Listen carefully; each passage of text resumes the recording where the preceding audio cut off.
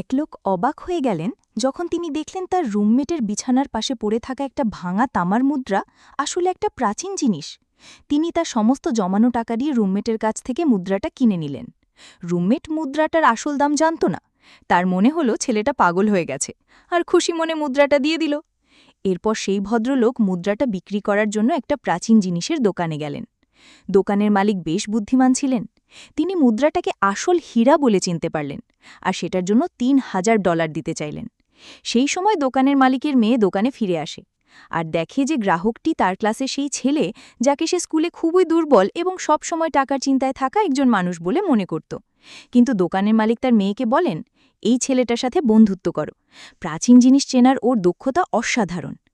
3 দিন আগেও ছেলেটা একজন গরিব ছাত্র ছিল। সে 3 বছর ধরে স্কুলের সবচেয়ে সুন্দর আর অহংকারী মেয়েটিকে চুপচাপ ভালোবাসত। একদিন মেয়েটা ডেটে যাচ্ছিল। ছেলেটা একটা ট্যাক্সি থামানোর জন্য নিজের জীবন ঝুঁকির মধ্যে ফেলে দেয়, আর তার গাড়ির সাথে ধাক্কা লাগে। জ্ঞান ফেরার পর সে এক অদ্ভুত ক্ষমতা পেয়ে যায়। এখন সে জিনিসপত্রের আসল রূপ দেখতে পারত, সেগুলোর আসল দাম জানতে পারত। এই ক্ষমতা নিয়ে সে হোস্টেলে ফিরে আসে আর রুমমেটের মুদ্রাটা পরীক্ষা করে। সেখান থেকেই আসল খেলা শুরু হয়। সেই তামার মুদ্রার সুবাদে তার প্রাচীন জিনিসের দোকানের মালিকের সাথে পরিচয় হয়, আর মালিকের মেয়েও তার দিকে মনোযোগ দিতে শুরু করে। এখন তার ভাগ্য উজ্জ্বল হতে শুরু করে। প্রথম দিকে মেয়েটার মনে হয়েছিল এটা কেবল ভাগ্য, আসল জ্ঞান নয়।